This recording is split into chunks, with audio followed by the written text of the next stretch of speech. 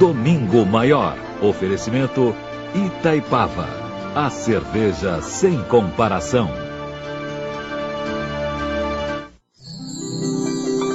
Neste domingo, estaremos realizando a manutenção técnica de nossos transmissores. Por isso, excepcionalmente neste domingo, não apresentaremos a sessão de gala. Globo, a gente se liga em você. Faremos agora uma pequena pausa em nossa programação. Logo estaremos juntos novamente apresentando a série Sagrado.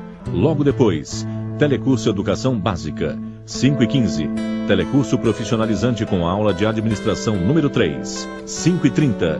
Telecurso Ensino Médio com aula de Física número 46, 5h45. Telecurso Ensino Fundamental com aula de Matemática número 71. 6 horas, Globo Rural, 6h30, Bom Dia Rio, 7h30, Bom Dia Brasil, 8h30, Mais Você, 10 horas, Bem-Estar, 10h45, TV Globinho, 12 horas, RJTV Primeira Edição, 12h45, Globo Esporte, 13h20, Jornal Hoje, 13h45, Video Show, 14h30, Vale a Pena Ver de Novo apresentando Chocolate com Pimenta.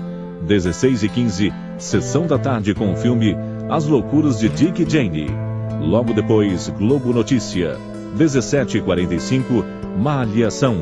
18h15, Amor, Eterno Amor.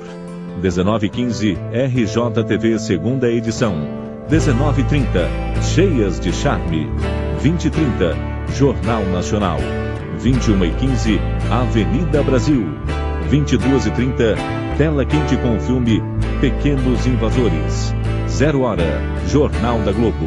Aos 45 minutos, Programa do Jô.